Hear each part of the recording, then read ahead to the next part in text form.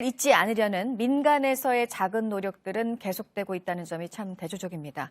전국의 학교 곳곳에서 정식은 아니지만 작은 소녀상 세우기 운동이 이어지고 있습니다. 정영재 기자입니다.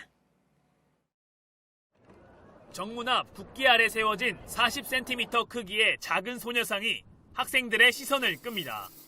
일본 대사관 앞 평화의 소녀상의 축소판인 이 소녀상을 만들기 위해 천여 명의 학생들이 성금을 모았습니다. 현재 학생들도 위안부 협의에 대해서 문제의식을 가지고 있고 경각심을 일깨워주기 위해서 위안부 소녀상을 설립하게 되었습니다.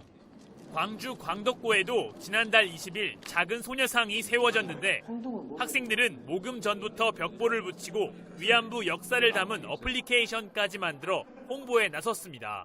한국에 있는 사용자들에게 그 위안부에 관련된 내용을 알리고 스스로 다시 한번 복습해볼 기회를 제공하고자 개발했는데 앞으로는 영어, 중국어, 일본어 버전을 추가해서 작은 소녀상 세우기 운동은 지난해 7월 경기도 용인 태성고에서 시작됐습니다. 지난달 28일 설치된 충남 천안 청수고가 45번째, 앞으로 예정된 곳까지 합하면 49곳이나 됩니다. 모두 학생들이 자발적으로 성금을 모아 동참한 건데 현재 학생들 사이에서 100개 학교 소녀상 세우기 운동이 진행되고 있어 작은 소녀상은 더 늘어날 것으로 보입니다. JTBC 정영재입니다. 도내 한 고등학교 학생들이 위안부 피해 할머니들에 대한 일본의 진심 어린 사과와 명예회복을 위해 교정의 평화의 소녀상을 건립했습니다.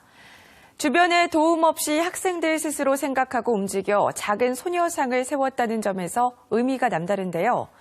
역사, 교과서, 국정화 등을 놓고 이념 갈등에 빠진 기성세대 경종을 울리고 있습니다. 보도에 정동원 기자입니다. 녹색 천을 걷어내자 어린 소녀를 형상화한 동상이 모습을 드러냅니다. 가지런한 단발머리에 분노로 꼭 쥔 주먹, 편히 발 뒤꿈치를 내려놓지 못한 모습. 평화의 소녀상을 가로 30cm, 세로 30cm 크기로 작게 만들었습니다. 이 소녀상엔 일본의 진심 어린 사과와 피해 할머니들의 명예회복을 바라는 학생들의 마음이 담겼습니다. 작은 소녀상 건립은 7명으로 구성된 역사 동아리 두매꽃 학생들이 주도했습니다. 건립 비용 마련을 위해 축제를 열어 텃밭 가꾸기 수업에서 6개월간 키운 농작물을 수확해 판매했습니다. 학생들이나 어른분들 모두 현저히 관심이 떨어지고 있어서 아무래도 그래도 작은 소녀상을 건립하면 그거에 대한 의미랑 모든 걸 다 사람들이 생각하게 될 테니까 학교에 세우자고 생각했어요. 작은 소녀상은 장소에 구애받지 않고 일본군 위안부 문제를 공론화할 수 있도록 하기 위해 시작한 사업으로 전국 고등학교 100곳 설립을 목표로 하고 있습니다.